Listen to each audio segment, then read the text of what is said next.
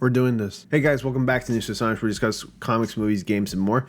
And I didn't really want to have to make this video only because just talking about it or seeing anything about this just makes me feel weird, uncomfortable, upset, because everything I've seen so far, and forget about everything that we've seen so far about Suicide Squad Kill the Justice League has been very disappointing, not surprising, and I am just glad to say that I made the decision to refuse to purchase Suicide Squad Kill the Justice League. I was going to call it Justice League Kill the Suicide Squad. But anyway, I just can't believe Rocksteady, you know, that iconic studio that made that iconic trilogy of Batman games. Batman, the Arkham series games, excluding the Batman Arkham Origins, because that was Warner Brothers Montreal. That same studio fumbled big time. They dropped the ball with this one. Now, this is not a review. I have not played the game, so I will not be saying or making any comments such as this game is trash, this game sucks, literal doo-doo water, or anything like that, because honestly that wouldn't be fair. So you will never hear me say this game is trash or this game sucks or don't play this game, blah blah blah, because that wouldn't be fair. Okay, so I'm an honest guy, I'm a man of my word. I did make a promise, and I did state, and I even tweeted it, that I won't even be purchasing this game. Anyway, if you're new to the channel, be sure to like, comment, subscribe, and click on the notification so y'all don't miss anything. I post videos like this all the time. So, well, I post videos like this talking about, you know, superhero related topics, mainly Spider-Man stuff too. You know, still talking about Marvel Spider-Man 2, waiting for DLC updates. We do have a state of play coming, so I'm debating whether to live stream it or not tomorrow. Honestly, I feel like I'd be wasting about 40 minutes of my time there, so I'm not sure. You guys know tomorrow when the live stream happens. But anyway, yes, so nothing good is coming out of Suicide Squad Kill the Justice League, and I'm going to show you a couple of articles that I came across. So we're going to go with the GamesRadar.com, and if you haven't heard already, when Suicide Squad launched, it got cut offline twice. That's right, it was cut offline twice. Not to mention, this is a $100 game. And if you all recall, I made a video about almost a year ago talking about Suicide Squad and its features. You're required to be connected to the internet 100% of the time in order to play this game. Even if you wanted to play the single story campaign mode. If you don't have internet, you can't play this game. Now, I don't know about you, but if I spend any amount of money, and I believe $100 is an exorbitant amount of money to spend on a video game. If I spend any kind of money like that and I'm purchasing a game, that game's gonna be mine, okay? There's nothing in this world that can stop me to play that game. But to know that you spend $100, which you can spend $100 on something else, something better. Literal doo-doo water. To know that you spent $100 and you bought this game and you know that you will be disconnected and you will not be allowed to play Suicide Squad because you lack internet connectivity, if not bad internet connectivity. Just knowing that, I can't believe some people defend this game. Now listen, all right? If you like something, good for you. But guess what? I'm a human being. I am allowed to disagree, and that's fine. You're allowed to disagree that I disagree. So agree to disagree. If you like this game and it's bringing you joy and fun, that's fine. But honestly, in my opinion, I think that's your loss, because you bought a broken game. You bought a handicap. That's what you really did. Like, seriously, you bought a handicap. You spent $100, $120 in some European countries, by the way, and you can't play it if you're not connected to the internet. How does that even make any sense? Not to mention some of the stuff that got spoiled. The leaks are out there, and there is going to be some minor spoilers here, because honestly, I find it quite disrespectful, especially the way they treated Kevin Conroy. And now you may be saying, Ronnie, there's no way that they could have known that Kevin Conroy was going to die. That's fair. Absolutely fine. That's okay. But still, they could have written a better story, or with the time that they spent when they delayed this game, they could have actually changed it up a bit when they received the news about Kevin Conroy's death earlier last year. They could have given him a better send-off or something. They could have spared Batman. And if you don't know, Harley Quinn actually kills Batman. Batman kicks the bucket. He takes one to the head. So anyway, Suicide Squad Kill the Justice League pulled offline an hour after launch due to a bug that completes the entire story as soon as you start playing. What a horrible damn bug. Wow. Sucks for them. Unbelievable. Rocksteady's latest superhero caper is already available if you own the deluxe edition.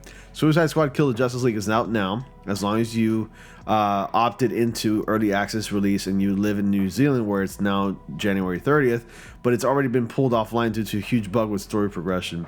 In a tweet this morning, the game's official account said that we're aware that a number of players are currently experiencing an issue whereby upon logging into the game for the first time, they have the full story completion. What a terrible, terrible bug. Like, even given the extra time, they were given about maybe an extra year. They delayed it by about a year or so. Even given all that extra time, what the hell have they been doing that they couldn't actually foresee this?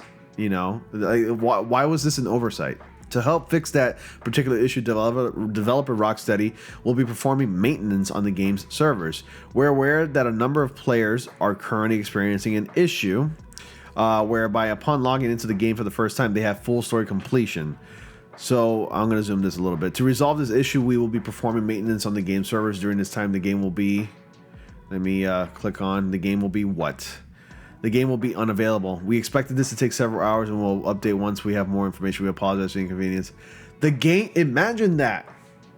So back to my original point before I started reading this article. Imagine that. You spend $70, $180, whatever, to buy a game. You purchased the game. You bought it from the merchant, the retailer. You can't play it because the developers of the studio won't allow you to play it because of a bug. You can't even play the main story campaign, single player, offline. What is my life? What universe do I live? Like, what is this? Literal doo-doo water? I'm sorry, you kids out there who are in your teens, you got it bad. When I was a kid, this was never an issue. The game had to be mandatory, like it was mandatory for the developers to complete the game, have it print, and then have it shipped. And that way, consumers like myself can go in there and buy the game. The game was done. No DLCs, no season passes, no patches, nothing. It was required for the game to be completed. In this day and age, gaming is a total mess. We experience bugs, we experience season passes, DLCs, whatever. And you know who the problem is? You're the problem. Because you keep giving these game developer studios like Rocksteady, who was once revered as a major, amazing game developing studios, you keep giving them money like this, they'll keep making shit like this. Half-baked, unfinished, not polished, whatever. Like, it just doesn't make any sense to me. Unfortunately, that means that during this time, the game will be unavailable. Rocksteady says that it will be down for several hours and that updates will be forthcoming once there's more information to share. It's certainly not an ideal situation to launch into, presumably locking players out of all story missions, including tutorials, and ruining any relevant paths for the trophy or achievement completion.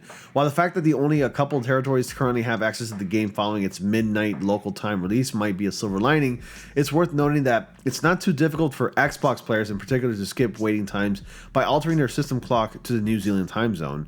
It's not apparent how widespread this bug is, but if Rocksteady's literally taking its game down this quickly after launch, I'd imagine the situation is pretty serious. Yeah, no shit. The situation's damn serious. Like, you launch it, you take it down immediately. What are consumers gonna think? Literal doo-doo water? And the good news is that all of these issues should be fixed in good time for this game's release on February 2nd. And that with players unable to actually progress through the story right now. Now the risk of narrative spoilers has been somewhat abated. Rocksteady says it doesn't want Suicide Squad Kill the Justice League feel like a life commitment. Well, it's too goddamn late because I'm not gonna play the clips here at the risk of like not having my channel. Like, I don't want to risk my channel having be struck down, just in case, but the clips are all over the internet. Go watch them at your own risk if you even give a shit about this game. But there's a clip, I mean, besides like the weird Poison Ivy child thing, there's also a clip of Harley, I already said this, Harley Quinn kills Batman, shoots him in the head. That's it. What a perfect send-off to a legend who voiced Batman for almost 30 years now. What an amazing send-off. Great job, Rocksteady. Really? That's how you treat him? The gameplay looks like shit. It looks like a horrible DC skin Fortnite ripoff, honestly. There's nothing about it that's refreshing. It doesn't even look appealing to me. Now, like I said before at the very beginning, if this game makes you happy, if you were looking forward to this game, and if you bought this game and you're happy and you're ready to play it, I salute you. I'm glad that this makes you happy. I ain't gonna dig on you for that. I'm not gonna bash you for that. You know, if you want to play this game, by all means, go ahead and play it. I'm glad that it makes you happy.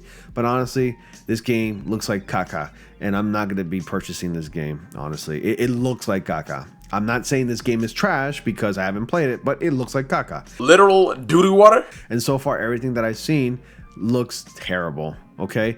Look, here are some of the Steam reviews, and I'll read a couple, and then I'll end it there. But the game is truly bad.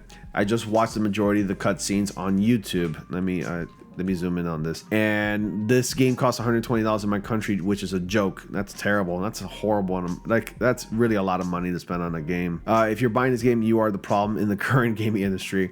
Do not reward players for making lazy games that no one asked for or wants. They also have the audacity to insert political agendas and real-world problems to lecture the customers as well as microtransactions.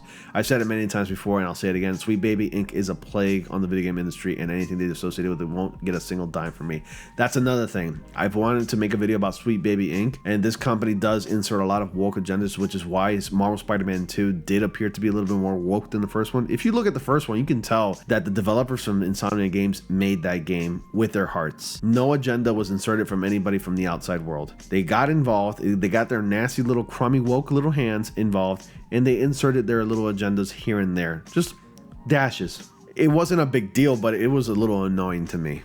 And I'm like, to think that you go from like the first one being amazing to like the second one being, you know, still a rather good game, especially the gameplay mechanics.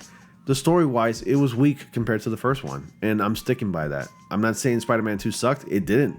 Spider-Man 2 was a great game, and I loved the game, and I beat it a couple times already.